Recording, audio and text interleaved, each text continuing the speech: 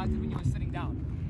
So I want you guys, the dabbing is such a trust thing. It becomes, what happens, you guys end up putting your foot out, and then it's just like, okay, the foot's there, it's a safety to dab.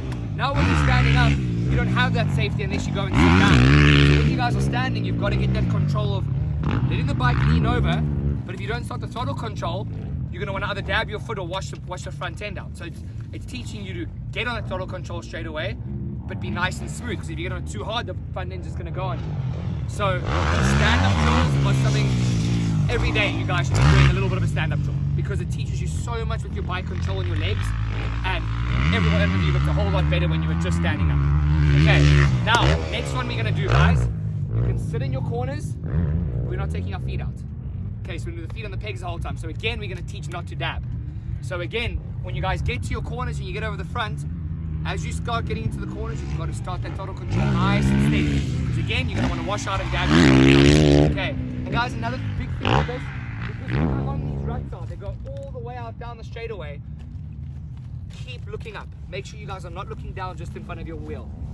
So when you said for the drop on the elbow, when's a good time to take that out? I'm always feel with your braking.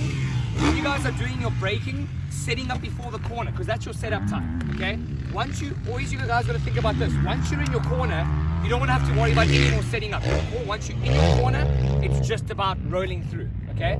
So the best time to do the regrip is either over a jump. We're on a turn track now, so I always find a jump's a nice one to kind of let loose, get a regrip. Otherwise, when you guys are braking, as you get off that front brake, regrip, and then you roll on the gas.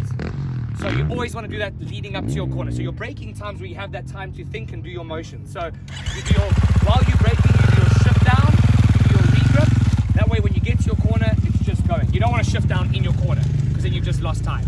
Okay. Carson, again, I want you to play around a little bit more. Remember, when you're all the way in first gear, the bike's too twitchy. So you kind of want to be second gear, I think, for most of these corners, and then get up to third down the longest straightaway. Okay, I want you to really play around with shifting a lot. So guys, we're going to go 4 minutes, feet on the pegs the whole time. Focus on being on your toes though, okay guys? On your toes, and your feet to try and turn the bike with you. Okay, and good throttle control.